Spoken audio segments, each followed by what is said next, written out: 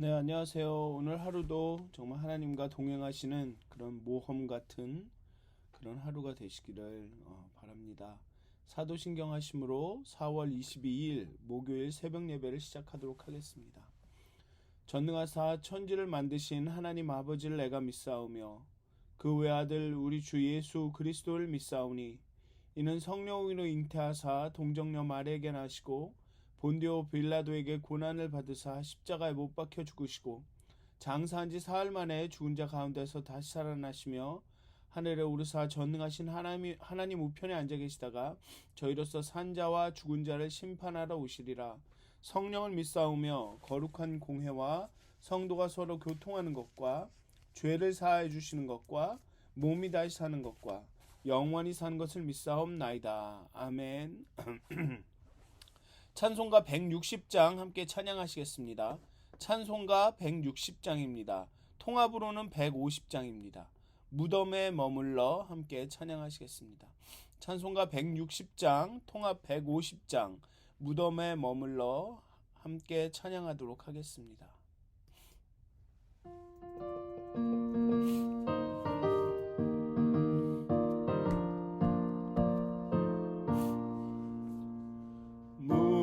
무덤에 머물러 예수 내 구주 새벽 기다렸네.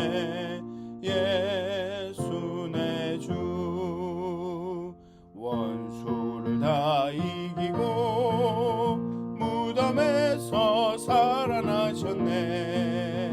어둠을 이기시고 나와서 성도 함께 길을 다스리시네. 사셨네 예수 다시 사셨네.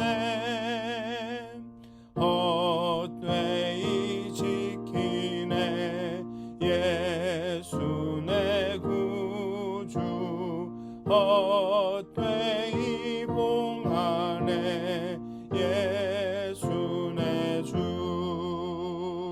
원수를 다 이기고 무덤에서 살아나셨네. 어둠을 이기시고 나와서 성도 함께 길을 다스리시네. 사셨네 예수 다시 사셨네. 거기 못 가두네 예수 내 구주 우리를 살리네 예수 내 주 원수를 다 이기고 무덤에서 살아나셨네. 어둠을 이기시고 나와서 성도 함께 길이 다스리시네. 사셨네 예수 다시 사셨네.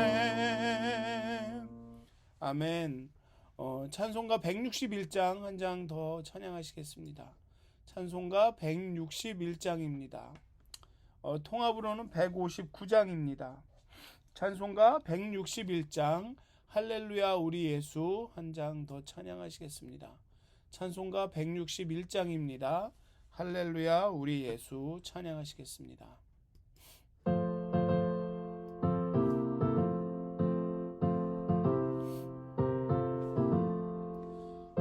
할렐루야 우리 예수 부활 승천하셨네.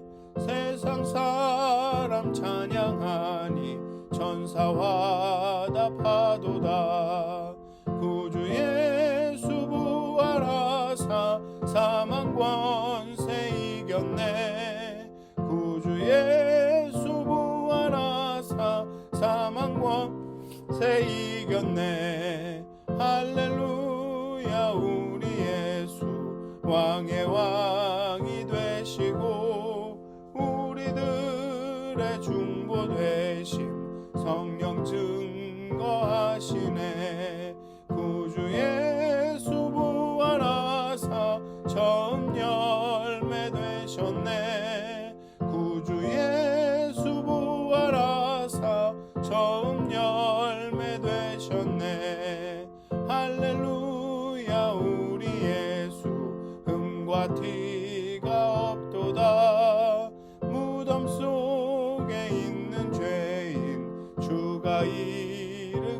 오시네. 구주 예수 부활하사 영광 주로 오시네. 구주 예수 부활하사 영광 주로 오시네. 아멘. 기도하시겠습니다. 하나님, 언제나 늘 항상 부활의 하나님을, 부활의 주님을 살아내게 하여 주시옵소서. 우리 삶 가운데 부활의 주님을 영접할 수 있도록, 그리고 그 부활의 능력을 우리 삶 가운데 살아낼 수 있도록, 정말 그 부활의 소망이 우리 삶을 인도할 수 있도록 하나님을 이 시간 정말 소망합니다. 사모합니다.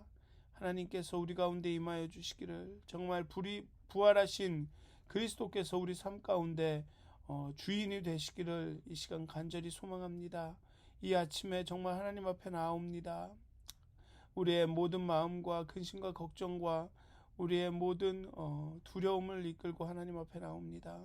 정말 그 어둠 같은 하루하루일지라도 정말 부활하신 주님과 함께 그 부활의 날을 소망하면서 살아갈 수 있도록 하나님 이 아침에 우리의 영혼을 깨워주시옵소서. 하나님 거룩한 영으로 우리와 함께 해주시옵소서. 감사합니다. 예수님의 이름으로 기도하였습니다. 아멘. 오늘 함께 나누실 말씀은 누가복음 24장 1절부터 12절까지의 말씀입니다. 누가복음 24장 1절부터 12절까지의 말씀입니다. 이제 누가복음의 마지막 장에 우리가 이르렀습니다. 그래서 24장을 마친 후에 누가복음이 다 마친 후에는 이제 사도행전을 시작하도록 하겠습니다. 즉 다음 주 화요일부터는 사도행전을 함께 읽어나가도록 하겠습니다. 네, 누가복음 24장 1절부터 12절까지의 말씀입니다. 제가 봉독하도록 하겠습니다. 계명을 따라 안식일에 쉬더라. 안식 후 첫날 새벽에 이 여자들이 그 준비한 향품을 가지고 무덤에 가서 돌이 무덤에서 굴려 옮겨진 것을 보고 들어가니 주 예수의 시체가 보이지 아니하더라. 이로 인하여 근심할 때에 문득 찬란한 옷을 입은 두 사람이 곁에 섰는지라. 여자들이 두려워 얼굴을 땅에 대니 두 사람이 이르되 어찌하여 살아있는 자를 죽은 자 가운데서 찾느냐. 여기 계시지 않고 살아나셨느니라. 갈릴리에 계실 때 너희에게 어떻게 말씀하셨는지를 기억하라. 이르시기를 인자가 죄인의 손에 넘겨져 십자가에 못 박히고 제3일에 다시 살아나야 하리라 하셨느니라 한데, 그들이 예수의 말씀을 기억하고 무덤에서 돌아가 이 모든 것을 11 사도와 다른 모든 이에게 알리니 이 여자들은 막달라 마리아와 요한나와 야고보의 모친 마리아라. 또 그들과 함께한 다른 여자들도 이것을 사도들에게 알리니라. 사도들은 그들의 말이 허탄한 듯 들려 믿지 아니하나 베드로는 일어나 무덤에 달려가서 구부려 들여다보니 세마포만 보이는지라. 그 된 일을 놀랍게 여기며 집으로 돌아가니라. 아멘. 네, 이미 부활절이 2주가 지났죠. 그렇게 부활절이 지난 후에도 또 부활 찬송을 하고 부활을 이야기하는 것이 마치 때를 지나고 그 생일 축하를 하는 것 같아서 좀 어색하긴 하지만 부활은 기독 신앙의 중심입니다. 바울은 그리스도께서 만일 다시 살지 못하셨으면 우리의 전파하는 것도 헛것이요 또 너희의 믿음도 헛것이다 라고 말했습니다. 바울은 예수 그리스도의 부활을 첫 열매의 개념과 연관하여서 언급합니다. 예수 그리스도는 죽은 자들 가운데서 다시 살아나셔서 죽은 성도들의 첫 열매가 되셨다. 즉 부활의 차례는 첫 열매이신 그리스도가 먼저 부활하고 그 다음은 그의 재림 때에 그에게 속한 자라고 바울은 말하고 있습니다. 그리스도의 부활은 성도들의 부활의 보증이 됩니다. 그리스도께서 다시 사셨으므로 그에게 속한 성도들의 부활은 아주 필연적이죠. 따라서 부활 신앙은 그리스도와 그를 따르는 성도를 견고하게 연결합니다. 그래서 비록 부활절은 아니지만 예수의 부활을 이야기하고 예수의 부활을 기억하고 예수의 부활을 마음에 새기는 일은 어쩌면 매일 해야 하는지도 모르겠습니다. 어쩌면 매일이 부활절이 돼야 하는지도 모르겠습니다. 어떻게 보면 우리가 잠이라는 것이 거의 죽음과 흡사하지 않습니까? 그래서 매일 아침에 일어날 때마다 어쩌면 우리는 그 부활을 기억하고 다시 사는 것이 어떤 것인지를 그리스도 안에서 다시 사는 것이 어떤 삶인지를 좀 생각해 보면서 하루를 시작하는 것도 의미가 있지 않을까 이렇게 생각을 합니다. 어쨌든 예수는 자기가 많은 고난을 받고 죽임을 당한 후에 3일 만에 살아나실 것을 미리 말씀하셨습니다. 그리고 그 말씀대로 부활하셨습니다. 그리고 이 부활의 소식은 무덤에 찾아간 여인들에게 천사들을 통해 전달되었고 그들은 제자들에게 그 소식을 전하였습니다. 누가복음은 부활하신 예수는 엠마오로 가는 두 제자에게 나타나셨고 그 후에 예루살렘에 있는 11 제자들과 및 그들과 함께 있던 사람들에게 나타나셨다라고 이야기합니다. 또 그리고 예수는 제자들과 함께 베다니까지 가서 그들이 보는 가운데 승천하셨다고 누가는 증언하고 있습니다. 이렇게 부활을 둘러싼 사람들이 많이 있는데요. 이 부활을 둘러싼 사람들의 반응이 오늘의 본문에 조금 나옵니다. 여인들은 그 부활한 사실에 처음에는 근심했습니다. 그리고 나중에는 두 사람이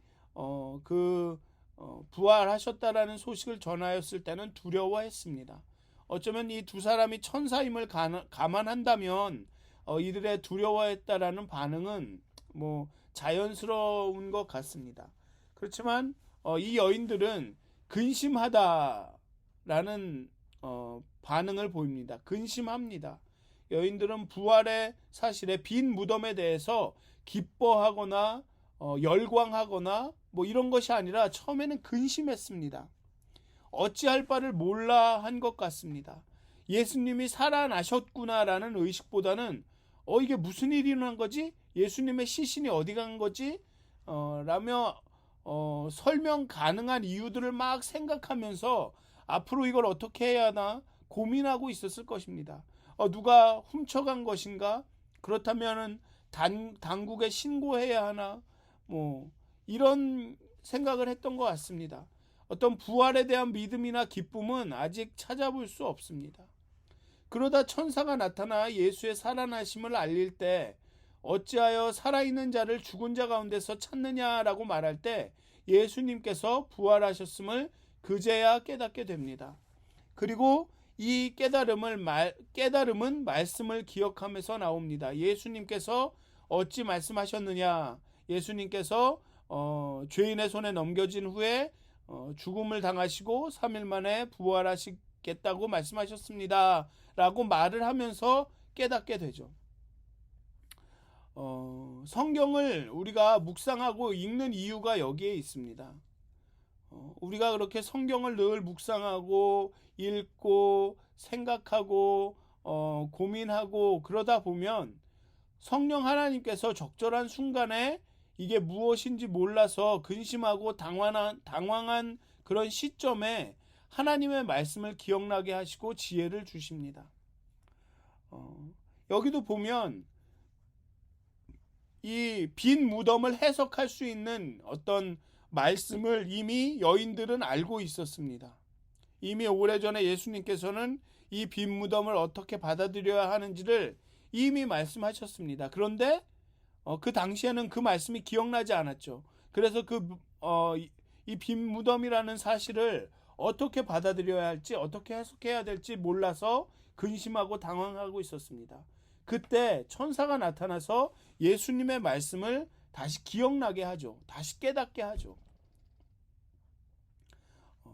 그러고 나서야 빈 무덤이 예수님께서 다시 살아나셨음을 의미하는구나라는 사실을 알게 됩니다. 그것처럼 우리가 인생을 살면서 정말 이해할 수 없는 일, 해석할 수 없는 일, 이걸 어떻게 받아들여야 할지를 모르는 일들을 많이 만날지도 모릅니다. 그때마다 우리가 늘 평소에 말씀을 묵상하고 말씀을 상고하고 읽고 이러고 있었으면 그때 성령님께서 정말 우리에게 적절한 순간에 말씀을 기억나게 하시고 이게 이런 뜻이구나, 이 상황은 이런 의미가 있구나라는 것을 이렇게 깨달을 수 있는 지혜를 주신다는 것이죠. 그 여인들은 어쨌든 그렇게 예수님께서 부활하셨음을 깨닫게 됩니다. 그리고 기뻐하며 아마 제자들에게 달려갔겠죠. 그리고 그 제자들에게 예수님이 다시 살아나셨다라고 그 천사의 말을 전했을 것입니다. 그렇지만 제자들은 허탄한 듯이 들려 믿지 않았다고 합니다. 말도 안 된다. 내가 잘못 본 것이 아니야. 다른 이유가 있을 거야. 예수님이 살아나신 게 아니라 아마 예수님의 뭐라 그러죠? 아주 그 광적인 팬들이 돌을 옮겨서 그 다음에 시신을 가지고 가셨을 거야. 이렇게 말했을 수도 있습니다. 이 제자들은 예수님이 하신 말씀을 기억하지 못한 것 같습니다. 그래서 정말 제자들은 이 허탄한 듯이 들려서 믿지 않게 됩니다. 그리고 그 제자들 가운데 유일하게 베드로는 여기서는 베드로만 언급됐지만 또 다른 성경에서는 요한이 무덤으로 달려갑니다. 결국은 놀랍게 여기며 집으로 돌아갑니다. 여기서 놀랍게 여기다라는 얘기는 예수님이 다시 살아나셨어. 정말 얼마나 뭐라 할까요? 엄청난 이야기인가? 라고 하면서 돌아갔다는 게 아니라 이상하게 여기며 돌아갔다라는 뜻이 됩니다. 무슨 일이 일어난 걸까? 자문하며 돌아간 것입니다. 부활하셨다는 확신이 그에게 오지 않았습니다. 예수님의 말씀이 기억나지 않은 것입니다. 살아계신 예수를 보기를 기대했을 것입니다. 그래야 믿겠다고 생각했을 것입니다. 이런 생각은 도마의 것만은 아니었을 것입니다. 살아있는 예수를 보지 못한 베드로는 여인들이 그랬던 것처럼 이 사건을 어떻게 이해해야 하는지 고민을 하며 예수님이 말씀하신 그 부활이라는 생각을 요만큼도 하지 못하고 그냥 이상히 여기며 놀라게 여기며 와 신기하네. 이게 어떻게 된 일일까? 어떻게 누가 저 돌멩이를 옮기고 시신을 가지고 갔을까? 놀라운 일이야. 라면서 집으로 돌아갑니다. 그러나 나중에는 제자들은 예수님이 말씀을 해석하여 주실 때, 못자국 난 손을 내밀어 주실 때, 또 그들과 함께 떡을 나누실 때 그때야 깨닫게 되죠. 예수님께서 부활하셨구나. 베드로의 경우는 예수님께서 직접 눈앞에 나타나셨을 때 그때야 제대로 예수님이 부활하셨구나라는 것을 깨닫게 됩니다. 우리도 인생을 살아가다 보면 여러 가지 상황들을 마주치게 되는데요. 어떤 경우에는 도대체 이해할 수 없는 상황이 있고 어떤 경우에는 너무나도 놀라워서 이게 어떻게 나한테 이런 삶이 이런 일이 일어나지? 라고 그렇게 그런 반응을 보일 때가 있습니다. 그런 어떤 놀라운 일들이 일어났을 때, 어떤 힘든 일, 어려운 일들이 일어났을 때 우리의 반응이 어쩌면 근심일 수도 있고 어쩌면 아예 믿지 않는 일일 수도 있고 아니면 베드로처럼 확인은 해보았지만 여전히 그게 무엇인지 그게 무엇을 의미하는지 모를 그런 때도 있을 것입니다. 그럴 때마다 우리에게 지혜를 주시고 우리를 깨닫게 할 수 있는 것은 바로 그 말씀이라는 것이죠. 이미 우리에게 말씀하신 말씀, 여기에 나오는 이 제자들이나 이 여인들에게는 예수님이 이미 그 전에 말씀하신 그 말씀을 깨닫는 것이, 그 말씀을 기억하는 것이 이들에게 지혜를 주고 이들이 그 상황을 해석할 수 있는 눈을 주는 것입니다. 그렇기 때문에 이렇게 말씀을 읽고 고민하고 생각해보고 묵상하는 것이 중요한 것입니다. 그렇게 말씀의 묵상이 쌓이다 보면 우리가 삶의 지혜를 그 말씀에서 얻게 되는 거죠. 정말 그렇게 삶의 순간순간마다 성령님께서 그 말씀을 기억나게 하셔서, 왜냐하면 예수께서 말씀하신 것들을 우리에게 가르치시고 기억나게 하신다고 예수님께서 약속하셨기 때문에 그렇죠.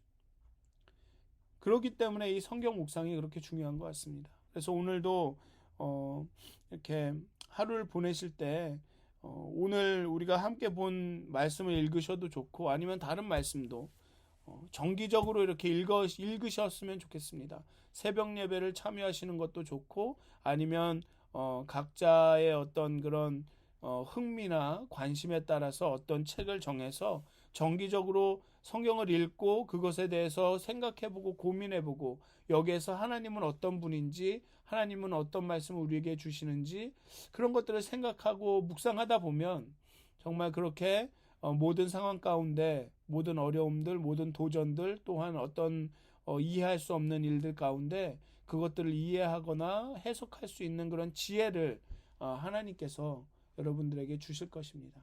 그렇게 오늘 하루도 또 하나님의 말씀을 붙들고 말씀 따라 사시는 그런 하루가 되시길 주님의 이름으로 축원드립니다. 기도하시겠습니다.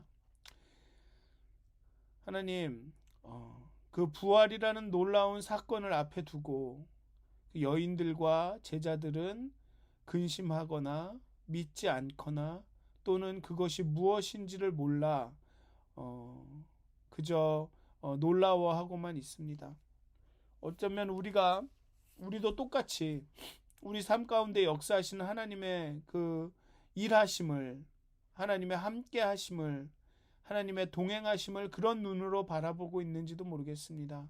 때로는 근심하고, 때로는 믿지 않고, 때로는 그게 뭔지 몰라서 헤매이고, 하나님 우리에게 지혜를 주시옵소서. 하나님 우리에게 말씀하신 그 말씀을 기억나게 하여 주시옵소서.